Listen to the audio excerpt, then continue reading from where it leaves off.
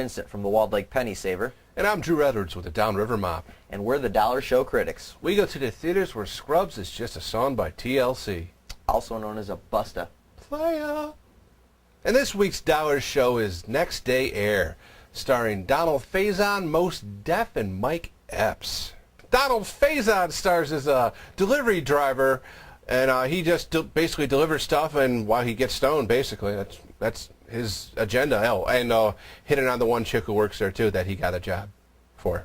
While stoned at work, Faison delivers one of these packages to the wrong room, and of course, this package is just bricked full of cocaine. I mean, it's all inside the pottery. And the people who find the cocaine, immediately, one of them has an idea they can make some money and sell it to one of their cousins that lives a few blocks away. So they give him a call. The apartment across the hall is waiting for this cocaine, and the guys there are just going ballistic. They're looking for the cocaine, so they actually get the boss that's looking for the cocaine. He comes there and joins in the search of the missing cocaine, which is where Donald comes into play.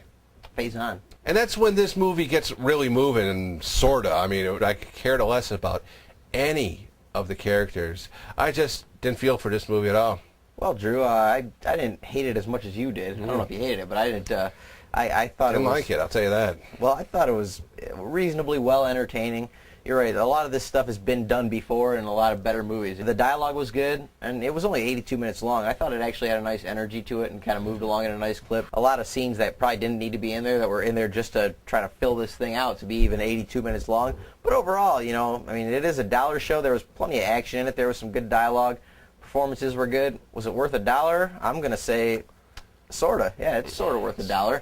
You could do worse. I mean, if you don't mind the violence, and if you're kind of like, if you're a fan of the Friday movies and, you know, Harold and Kumar, it's kind of like somewhere in between that, I'd say. Gory. I'm going to say sorta. Why in the same category did you put those movies in there with that one? Why? I'd have to give this movie a no. Bored the living out of me. Whoa. And I didn't care for one of the people in the cast. Didn't care for one of them. Maybe a little bit for Faison, but that's just because I like him in Scrubs, back when that show was halfway decent. For $1, it moved it for a summer dollar show. This thing moved along at a nice clip, and it at least kept me entertained, you know, and it did generate some tension in the last reel. I'm going to disagree with you and say sorta on this, but I know. Hey, so, you're entitled to your opinion. All right, so that's one sorta and one no for Next Day Air. More like Tomorrow's Gas.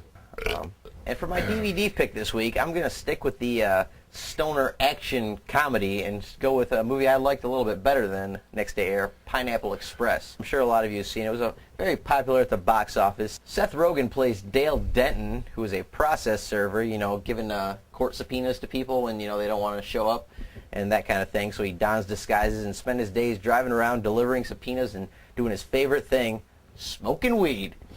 What else is there to do when you're delivering subpoenas?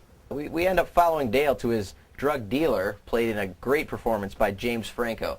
Now, Saul is just your typical drug dealer, you know, hanging out all day in his pajamas and watching, you know, reruns of 227 while just, you know, getting high and eating cereal. So while Dale's hooking up at Saul's house, Saul lets him in on the primo weed, if you will, the Pineapple Express, a super rare strain. Rare.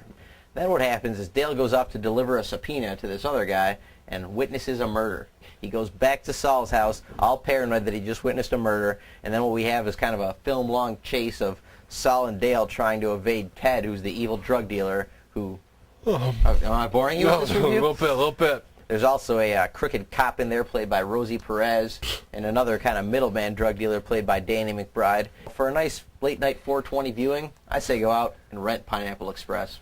Drew does not agree with me on this one. No. He doesn't like this movie at all. No, Gory, but I did like Franco, as you said before. His performance in this I thought was pretty good, and Seth Rogen, he wasn't too bad in this movie either, but the whole plot of this just...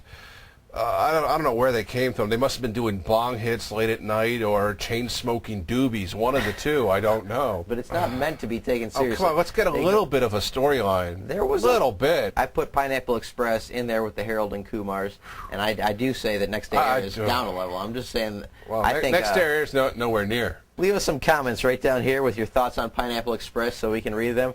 And if we like what you say, then I don't know, good for you. We'll be back next week with another Dollar Show and another DVD pick. Until then, we're the Dollar Show Critics, and we'll see you. Yeah, so you really, I mean, come No, on. no, come on. Would you True leave- Romance much better than either of those. Oh, I agree with that. True Romance is a classic. Where's the video pick then?